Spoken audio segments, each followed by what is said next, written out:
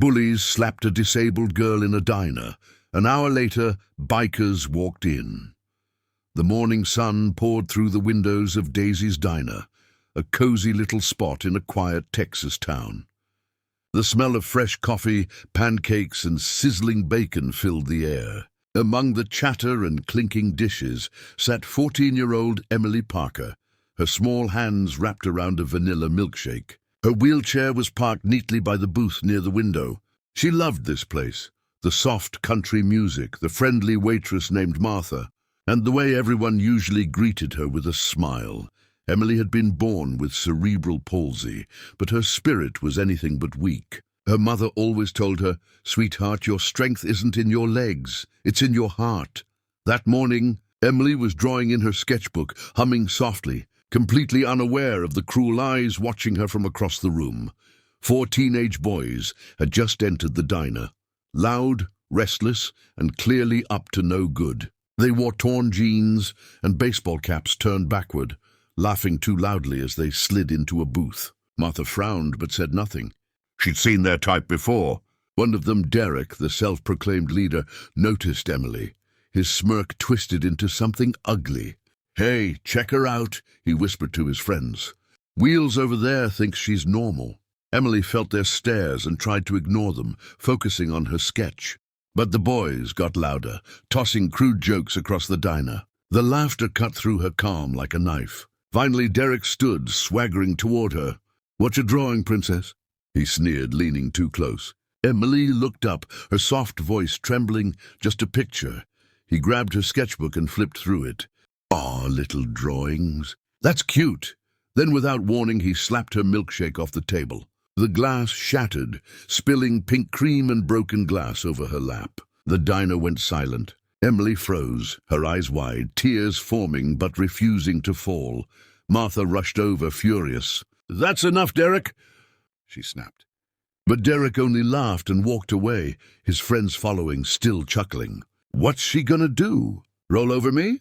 he said as they left. No one else moved. The customers looked away, some ashamed, some too afraid to speak. Emily's hands trembled as Martha knelt beside her, wiping her skirt gently. "Don't you cry, honey," Martha whispered, her voice shaking with anger. "They'll get what's coming." Emily tried to smile, but her lips quivered. She felt small, humiliated, and invisible. The kind of pain she'd known too often. The pain of being different in a world that wasn't kind to those who stood out. When the boys' laughter faded outside, Martha stood, walked behind the counter, and picked up her phone. She scrolled through her contacts and stopped at one name. Tank, Iron Guardians MC. She took a deep breath and hit call. A deep, rumbling voice answered. "Martha? Everything okay?" "No, Tank," she said, glancing at Emily. "It's not okay at all." The silence that followed was brief, but heavy. Then Tank said in a low, steady tone, "We'll be there." And when he said that, Martha knew something was about to change. For Emily and for the whole town. The clock above the counter ticked loudly in the uneasy quiet of Daisy's Diner. Emily sat with a fresh cup of cocoa that Martha had brought her, trying to act as if everything was fine. But her trembling hands and red-rimmed eyes told another story. The few customers who remained whispered quietly, guilt shadowing their faces. Then, faintly at first, came a sound, low, deep, and growing louder by the second. A rumble of engines, the kind of sound that made windows vibrate and hearts skip. Martha looked toward the road and whispered, "They're here." Outside, a dozen massive Harley-Davidsons rolled into view, chrome glinting in the Texas sun. The townspeople who'd gathered nearby stepped back as the bikes parked neatly in a line. The riders dismounted, men and women in black leather vests bearing the bold insignia, Iron Guardians MC. Leading them was Tank, a mountain of a man with tattoos down his arms and a calm, commanding presence. His beard was streaked with grey, his eyes sharp but kind. He stepped through the diner doors, the faint jingle of the bell swallowed by the heavy silence that followed. Martha met his eyes, nodding once. She didn't have to say a word. Tank looked around, spotting Emily instantly. She sat stiffly in her chair, her face pale, unsure what to make of the scene. Tank knelt beside her, his leather jacket creaking as he spoke softly. "Hey there, sweetheart. You Emily?" She nodded slowly. "Yes, sir," he smiled gently. "Martha told me what happened. I'm real sorry you had to go through that. Nobody deserves that, ever." Emily blinked, speechless. No one had ever spoken up for her like this before. Tank stood, turned toward his crew, and spoke in a low voice. "They're teenagers, but they need to learn respect." One of the bikers, a woman named Roxy, folded her arms. "Where are they?" "Gas station up the road," Martha said quietly. "They hang out there most days." Tank nodded. "Then that's where we'll go." As the Iron Guardians began to file out, the customers stared, a mix of awe and fear. One man whispered, "Those boys are in trouble." Tank turned back to Emily before leaving. "Don't you worry. We're not gonna hurt them, but they'll remember this day." She smiled faintly, a flicker of hope lighting her eyes. "Thank you." Tank tipped his head respectfully. "You're stronger than you think, kiddo." The bikers mounted their Harleys, engines roaring like thunder. The sound echoed through the whole town as they pulled away, 12 riders united by purpose. From the window, Emily watched them disappear down the dusty road. For the first time that day, her heart felt lighter. Martha stood beside her and smiled. "Told you, honey. Sometimes angels wear leather." Emily laughed softly, wiping her tears. "They sound scary," Martha chuckled. "Only to the ones who deserve it."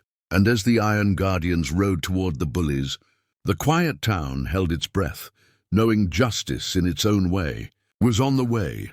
The roar of engines faded into the distance as the Iron Guardians rolled toward the small gas station on the edge of town. The midday sun blazed over the cracked pavement where the 4 teenage bullies stood, laughing and drinking sodas, thinking they had gotten away with their cruelty. The sudden rumble of approaching motorcycles made them freeze. One by one the bikes pulled up, surrounding them in a semicircle. The boys' laughter vanished, replaced by wide-eyed fear.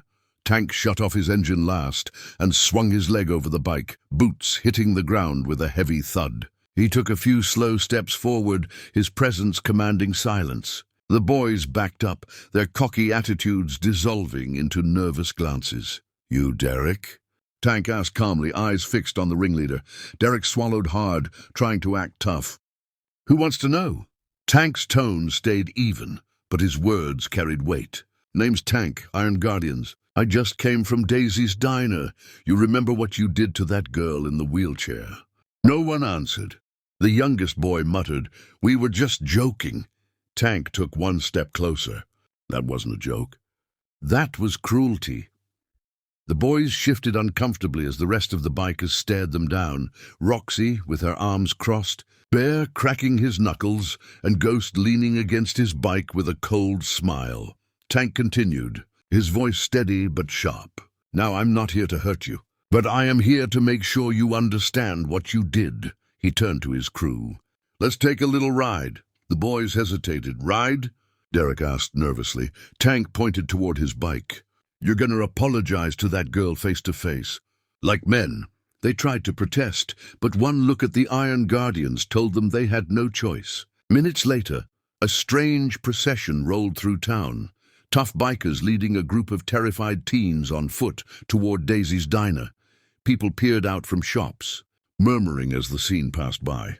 Inside the diner, Emily looked up when she heard the engines again. Her eyes widened as the boys entered, followed by Tank and his crew. Tank motioned to them. "Go ahead." Derek stepped forward, his voice shaky. "Emily, we're sorry. We shouldn't have done that." "I shouldn't have done that." Emily looked at him for a long moment before nodding softly. "Thank you." The diner was silent for a moment. Then Martha placed a new milkshake in front of Emily. Tank smiled and said, "Now that's more like it." The Iron Guardians sat with Emily afterward, sharing lunch, telling jokes, and turning what had begun as a day of humiliation into one of strength and belonging. When they finally left, Emily waved as the motorcycles roared back onto the highway, her heart full. From that day forward, No one in town dared to mock her again, not out of fear, but out of respect, because everyone knew the Iron Guardians protected their own.